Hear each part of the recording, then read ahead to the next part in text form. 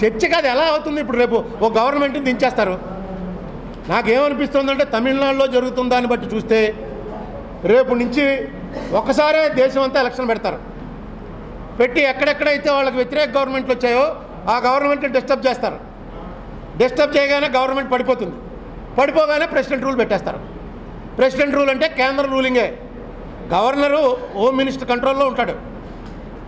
అలాగే మొత్తం దేశం అంతా కూడా పట్టుకుందామనే ఆలోచన తప్ప ఎలా చేస్తారు? గవర్నమెంట్ పడిపోతే ఖచ్చితంగా మళ్ళీ ఎలక్షన్ పెట్టాలి. ఎలక్షన్ పెట్టకుండా అలా రన్ చేస్తారండి. ఒకేసారి ఎలక్షన్లు పెట్టడం అనేది అసాధ్యం. ఎలక్షన్లు మామూలుగా పెట్టి తర్వాత ఏడాదికి ఒక గవర్నమెంట్ పడిపోవచ్చు. ఎన్టీ రామారావు లాంటి వాడు 94లో అన్ని స్థానాలు వస్తే దింపేసి చంద్రబాబు నాయుడు వచ్చాడు. చంద్రబాబు నాయుడు కూడా రానివ్వకుండా పక్కన పెట్టగలిగితే ఇమీడియట్గా ఎలక్షన్ జరిగిన సంవత్సరంలో ఎలక్షన్ పెట్టడం కేంద్ర ప్రభుత్వ రూలింగ్ అంటే అసలు డెమోక్రసీ ఉన్నట్టా లేనట్టా? అసాధ్యమైన విషయం ఇది.